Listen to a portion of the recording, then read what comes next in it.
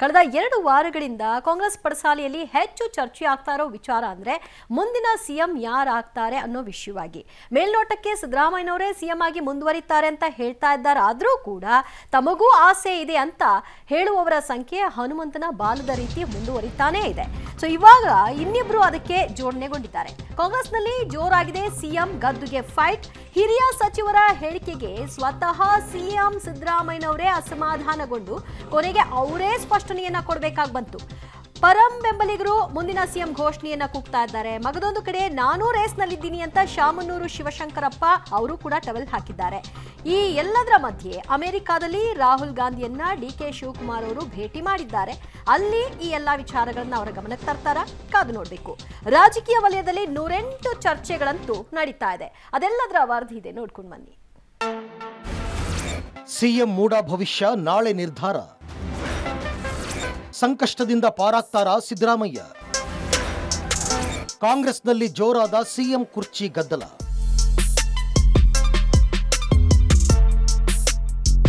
ಹೌದು, ಮೈಸೂರಿನ ಮೂಡ ಹಗರಣ ನಿರ್ಣಾಯಕ ಹಂತ ತಲುಪಿದೆ. ನಾಳೆ ಹೈಕೋರ್ಟ್ನಲ್ಲಿ ಅಂತಿಮ ವಿಚಾರಣೆ ನಡೆಯಲಿದ್ದು ಮುಖ್ಯಮಂತ್ರಿ ಸಿದ್ದರಾಮಯ್ಯ ಭವಿಷ್ಯ ನಿರ್ಧಾರವಾಗಲಿದೆ. ಈಗಾಗಲೇ ವಾದ ಪ್ರತಿವಾದ ಮುಕ್ತಾಯವಾಗಿದ್ದು ಸಿಎಂ ಪರ ವಕೀಲ ಅಭಿಷೇಕ್ ಮನು ಸಿಂಘ್ವಿ ನಾಳೆ ಅಂತಿಮ ವಾದ ಮಂಡಿಸಲಿದ್ದಾರೆ. ನಾಳೆಯೇ ಸಿಎಂ ಭವಿಷ್ಯ ನಿರ್ಧಾರವಾಗಲಿದ್ದು ಒಂದು ವೇಳೆ ವ್ಯತಿರಿಕ್ತ ತೀರ್ಪು ನೀಡಿದರೆ ಸಂಕಷ್ಟ ಎದುರಾಗಲಿದೆ. ಸಿಎಂ ಪರ ತೀರ್ಪು ಹೊರಬಿದ್ದರೆ ಸೇಫ್ ಆಗಲಿದ್ದಾರೆ. ಇದೇ ಹೊತ್ತಲ್ಲೇ ಸಿಎಂ ಕುರ್ಚಿ ಪಾಲಿಟಿಕ್ಸ್ ಕೂಡ ಜೋರಾಗಿದೆ.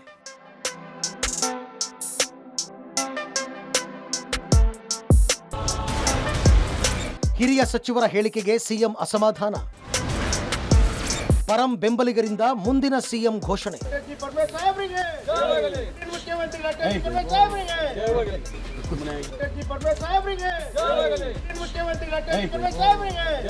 ಇನ್ನು ಪಕ್ಷದಲ್ಲಿನ ಸಿಎಂ ರೇಸ್ ಕಾಳಗಕ್ಕೆ ಸಿಎಂ ಸಿದ್ದರಾಮಯ್ಯ ತೀವ್ರ ಅಸಮಾಧಾನ ವ್ಯಕ್ತಪಡಿಸಿದ್ದಾರೆ.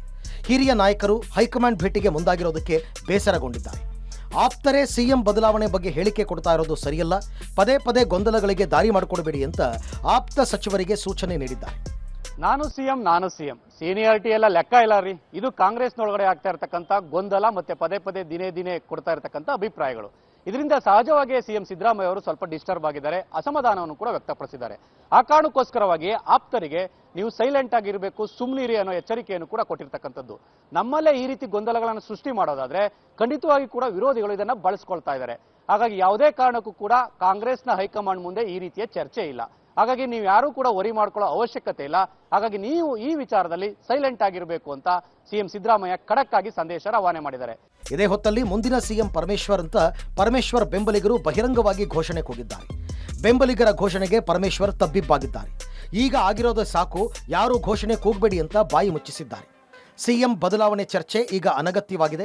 ಬಹಿರಂಗ ಹೇಳಿಕೆ ನೀಡುವವರ ವಿರುದ್ಧ ಪಕ್ಷದ ಅಧ್ಯಕ್ಷರೇ ಕ್ರಮ ಕೈಗೊಳ್ತಾರೆ ಅಂತ ಗೃಹ ಸಚಿವ ಪರಮೇಶ್ವರ್ ಸ್ಪಷ್ಟಪಡಿಸಿದ್ದಾರೆ.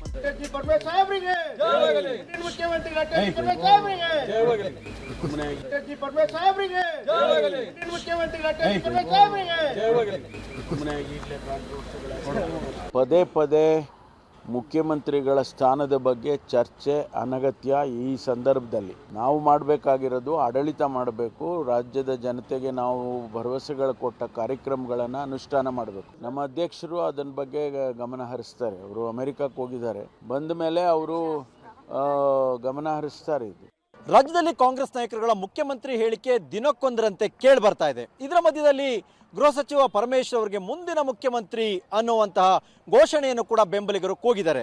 ಇದೆಲ್ಲದರ ಮಧ್ಯದಲ್ಲಿ ಕಾಂಗ್ರೆಸ್ನಲ್ಲಿ ಈ ಹೇಳಿಕೆಗೆ ಬ್ರೇಕ್ ಹಾಕಲೇಬೇಕು ಅನ್ನುವಂತಹ ಒತ್ತಾಯವು ಕೂಡ ಜೋರಾಗಿ ಕೇಳಿ ಬರ್ತಾ ಇದೆ. ಸಚಿವರ ದಿನಕ್ಕೊಂದು ಹೇಳಿಕೆಯ ನಡುವೆ ಶಾಸಕರು, ಮಾಜಿ ಶಾಸಕರುಗಳು ಗರಂ ಆಗಿದ್ದು ಇದನ್ನು ಬ್ರೇಕ್ ಹಾಕಿ ಎನ್ನುವಂಥ ರೀತಿಯಲ್ಲಿ ದೊಡ್ಡ ಮಟ್ಟದ ಧ್ವನಿ ಎತ್ತಿರುವುದು ಕಂಡು ಬರ್ತಾ ಇದೆ. ಸಚಿವರ ಹೇಳಿಕೆಗಳಿಗೆ ತೀವ್ರ ಅಸಮಾಧಾನ. ರಾಹುಲ್ ಗಾಂಧಿಗೆ ಮುಖಂಡರ ಪತ್ರ.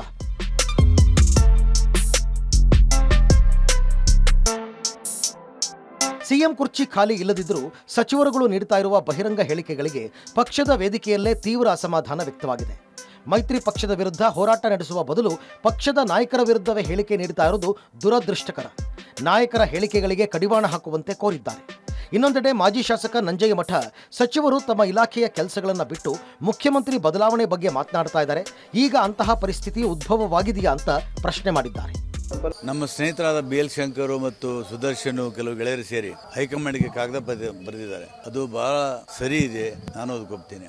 ಅನಾವಶ್ಯಕವಾದಂತಹ ಗೊಂದಲವನ್ನ ಸೃಷ್ಟಿಸುವುದು ಬೇಡ. ಈಗ ಮುಖ್ಯಮಂತ್ರಿಗಳು ಕೆಳಗಿಳಬೇಕಾದಂತಹ ಸಂದರ್ಭ, ಸಮಯ ಮತ್ತು ಅಂಥ ಅನಿವಾರ್ಯತೆ ಏನಿಲ್ಲ. ಮುಖ್ಯಮಂತ್ರಿ ಆಗೋದಕ್ಕೆ ನಾನು ಸಿದ್ಧವಾಗಿದ್ದೇನೆ ಅಂತ ಹೇಳಿ ಯಾರೇ ಮಂತ್ರಿಗಳು ಅಥವಾ ಹಿರಿಯ ನಾಯಕರು ಹೇಳುವುದು ಉಚಿತವಾದದ್ದಲ್ಲ. ಈ ರೀತಿಯ ಬೆಳವಣಿಗೆಗಳು ಪಕ್ಷದ ಶಿಸ್ತನ್ನು ಕೂಡ ಉಲ್ಲಂಘನೆ ಮಾಡ್ತವೆ. ಅನವಶ್ಯಕವಾಗಿ ಕೆಲವು ನಮ್ಮ ಮಂತ್ರಿಗಳು ವಿಚಾರಗಳನ್ನು ಬಿಡ್ತಾ ಇದ್ದಾರೆ. ಆದರೆ ಮುಖ್ಯಮಂತ್ರಿ ಕುರ್ಚಿ ಖಾಲಿನೇ ಇಲ್ಲ, ಜನಪರವಾದಂಥ ಕಾರ್ಯವನ್ನು ಮಾಡದೆ, ಏನೂ ಇಲ್ಲದೆ, ಇನ್ನೂ ಏನೂ ಆಗದೆ ಇವತ್ತು ಈ ಹುಯಿಲನ್ನು ಇನ್ನೂ ಹೇಳ್ರಿ, ಇನ್ನೂ 10 ಸಾರೆ. ಸಿಎಂ ಕುರ್ಚಿ ಖಾಲಿ ಇಲ್ಲದೆ ಹೋದ್ರೂ ಸಚಿವರು ನೀಡುತ್ತಿರುವಂತಹ ಬಹಿರಂಗ ಹೇಳಿಕೆ ಪಕ್ಷದಲ್ಲಿ ದೊಡ್ಡ ಅಸಮಾಧಾನಕ್ಕೆ ಕಾರಣವಾಗಿದೆ. ಮೈತ್ರಿ ಪಕ್ಷಗಳ ವಿರುದ್ಧ ಹೋರಾಡಬೇಕಾದಂತಹ ನಾವು ಸಿಎಂ ಸ್ಥಾನದ ಬಗ್ಗೆ ಬಹಿರಂಗವಾಗಿ ಹೇಳಿಕೆ ಕೊಡೋದು ಎಷ್ಟು ಸರಿ ಅನ್ನುವಂತಹ ಅಸಮಾಧಾನದ ಮಾತುಗಳು ಕಾಂಗ್ರೆಸ್ನ ಅನೇಕ ನಾಯಕರು ಹೊರಹಾಕಿದ್ದಾರೆ. ಅಷ್ಟೇ ಅಲ್ಲ, ಹೈಕಮಾಂಡ್ಗೆ ಪತ್ರ ಬರೆದು ಈ ಎಲ್ಲ ಬಹಿರಂಗ ಹೇಳಿಕೆಗಳಿಗೆ ಕಡಿವಾಣ ಹಾಕಬೇಕು ಅನ್ನುವಂತಹ ಮನವಿಯನ್ನು ಕೂಡ ಮಾಡಿದ್ದಾರೆ. ನಾನು ರೇಸ್ನಲ್ಲಿದ್ದೇನೆ ಎಂದ ಶಾಮನೂರು. ಸತೀಶ್ ಜಾರಕಿಹೊಳಿ ಪರ MLA ಬ್ಯಾಟಿಂಗ್.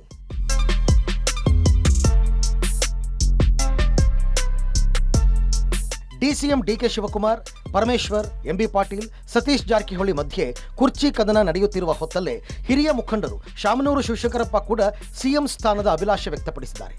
ರಾಜ್ಯದಲ್ಲಿ ಜೂನಿಯರ್ ಸೀನಿಯರ್ ಅನ್ನೋ ಪ್ರಶ್ನೆ ಬರಲ್ಲ. ಯಾರಿಗೆ ಶಾಸಕರ ಬೆಂಬಲ ಇರುತ್ತೋ ಅವರಿಗೆ ಹೈಕಮಾಂಡ್ ಎಸ್ ಅನ್ನೋದು ಸಂಪ್ರದಾಯ.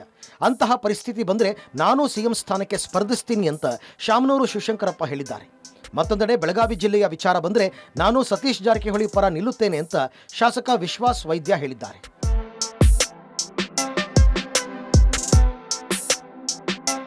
ರಾಜಕೀಯದಾಗ ಜೂನಿಯರು ಸೀನಿಯರ್ ಪ್ರಶ್ನೆ ಬರೋದಲ್ಲ. ಹೈಕಮಾಂಡ್ನವ್ರು ಯಾರನ್ನ ಮನಸ್ಸು ಮಾಡ್ತಾರೋ ಅದು ಎರಡನೇದು. ಇರ್ತಕ್ಕಂಥ ಚುನಾವಣೆಯಲ್ಲಿ ಗೆದ್ದಿರ್ತಕ್ಕಂಥ ಶಾಸಕರು ಯಾರಿಗೆ ಬಹುಮತ ಕೊಡ್ತಾರೋ ಅವರಿಗೆ ನಮ್ಮ ಹೈಕಮಾಂಡರು ಹೆಸರು ಅದು ರೂಢಿ ಅಂತ ಪ್ರಸಂಗ ಬಂದರೆ ಕಂಟೆಸ್ಟ್ ಮಾಡ್ತಾನೆ. ನಾನು ಬಿಡೋದಿಲ್ಲ. ಅದೆಲ್ಲ ಹೈಕಮಾಂಡ್ ಬಿಟ್ಟಿದ್ದು ಸರ್. ಹೈಕಮಾಂಡ್ಲವ್ರು ಏನು ನಿರ್ಧಾರ ತಗೋತಾರೆ ಅದ್ರ ಮೇಲೆ ಡಿಪೆಂಡ್. ಅದನ್ನು ನಾವೆಲ್ಲ ಈಗ ಫ್ರೆಶರ್ಸ್ ಅದೆಲ್ಲ ಹೇಳೋಕ್ಕಾಗಲ್ಲ. ಸಪೋರ್ಟ್ ನೋಡ್ರಿ, ನಮ್ಮ ಜಿಲ್ಲೆಯವರೊಬ್ರು ಆಗ್ತಾರೆ ಅಂದ್ರೆ ಅದು ದೊಡ್ಡ ಹೆಮ್ಮೆ ವಿಷಯ ಅಲ್ಲ. ಅದರದ್ದೇನು ಎರಡು ಮಾತಿಲ್ಲ. ನೋಡೋಣ, ಕಾದು ನೋಡೋಣ. ಬೆಳಗಾವಿ ನಮ್ಮ ಜಿಲ್ಲೆದವ್ರು ಆಗ್ತಾರೆ ಅಂದ್ರೆ ಎಲ್ಲರೂ ನಿಲ್ತಾರೆ, ಅದ್ರಾಗ ಎರಡು ಮಾತಿಲ್ಲ. ಇರುತ್ತೆ. ಉತ್ತರ ಕರ್ನಾಟಕ ಡೆವಲಪ್ ಆಗ್ತದೆ ಅಂದ್ರೆ ಆಗ್ತೈತಿ. ಆದರೆ ಎಲ್ಲ ಹೈಕಮಾಂಡ್ ಬಿಟ್ಟು. ಅಮೆರಿಕದಲ್ಲಿ ರಾಹುಲ್ ಭೇಟಿಯಾದ DK. ರಾಜಕೀಯ ವಲಯದಲ್ಲಿ ನಾನಾ ಚರ್ಚೆ. ಸಿದ್ದರಾಮಯ್ಯ ಪರ ಹಲವರ ಬ್ಯಾಟಿಂಗ್.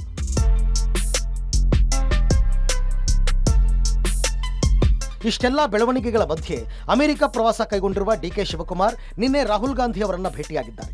ಈ ಭೇಟಿ ಕಾಂಗ್ರೆಸ್ ವಲಯದಲ್ಲಿ ನಾನಾ ಚರ್ಚೆಗೆ ಎಡೆ ಮಾಡಿಕೊಟ್ಟಿದೆ. ಆದರೆ ಇದೊಂದು ಸಹಜ ಭೇಟಿ ಅಂತ ಹೇಳಲಾಗ್ತಾ ಇದೆ. ಮೂಡ ಸಂಕಷ್ಟದಿಂದ ಸಿಎಂ ಪಾರಾಗಲಿದ್ದು ಎಲ್ಲ ಗೊಂದಲಗಳಿಗೆ ತೆರೆ ಬೀಳಲಿದೆ ಅಂತ ಹಲವು ನಾಯಕರು ವಿಶ್ವಾಸ ವ್ಯಕ್ತಪಡಿಸಿದ್ದಾರೆ.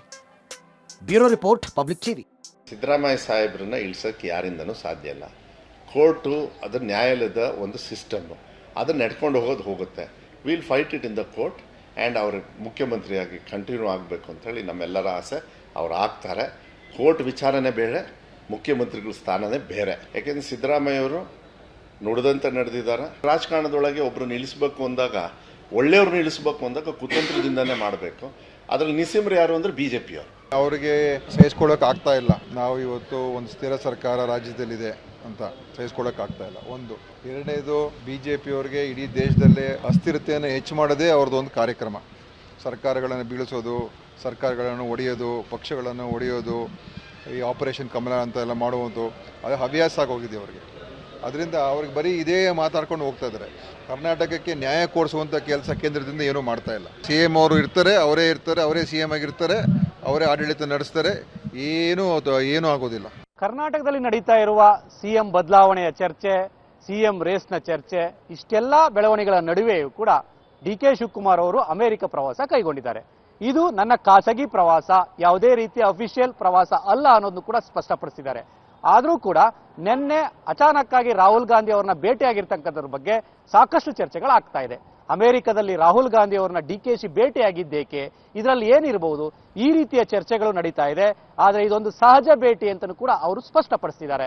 ಈ ನಡುವೆ ಈ ಒಂದು ಮೂಡಾ ಪ್ರಕರಣದಲ್ಲಿ ಸಿಎಂ ಸಿದ್ದರಾಮಯ್ಯ ಅವರು ಕಾನೂನು ಹೋರಾಟದಲ್ಲಿ ಜಯಿಸಿ ಹೊರಗಡೆ ಬರ್ತಾರೆ ಅನ್ನೋ ವಿಶ್ವಾಸವನ್ನ ಅವರ ಆಪ್ತ ಸಚಿವರು, ಅವರ ಕ್ಯಾಬಿನೆಟ್ನ ಎಲ್ಲಾ ಸಚಿವರು ಕೂಡ ಅಭಿಪ್ರಾಯವನ್ನ ವ್ಯಕ್ತಪಡಿಸ್ತಾರೆ. ಜೊತೆಗೆ ಸಿಎಂ ಸಿದ್ದರಾಮಯ್ಯ ಕೂಡ ಯಾವುದೇ ರೀತಿಯಲ್ಲೂ ಕೂಡ ತೊಂದರೆ ಆಗೋದಿಲ್ಲ, ನಾನೇ ಸಿಎಂ ಆಗಿರ್ತೇನೆ ಅನ್ನೋದನ್ನು ಕೂಡ ಸ್ಪಷ್ಟಪಡಿಸ್ತಾ ಇದ್ದಾರೆ. ಇಷ್ಟೆಲ್ಲ ರಾಜಕೀಯ ಬೆಳವಣಿಗೆಗಳು, ಗೊಂದಲಗಳ ನಡುವೆ ಕಾಂಗ್ರೆಸ್ನ ಹೈಕಮಾಂಡ್ ಹೀಗೆ ಮುಂದೆಯೂ ಕೂಡ ಸಿದ್ದರಾಮಯ್ಯನವರ ಪರ ಇರುತ್ತಾ ಅಥವಾ ಇರಲ್ವಾ ಎಲ್ಲದಕ್ಕೂ ಕೂಡ ಕಾಲವೇ ಉತ್ತರಿಸಬೇಕಿದೆ. ಕ್ಯಾಮರಾ ಪರ್ಸನ್ ಶ್ರೀಕಾಂತ್ ಜೊತೆ ರವಿ ಸಚೇಶ್, ಪಬ್ಲಿಕ್ ಟಿವಿ, ಬೆಂಗಳೂರು.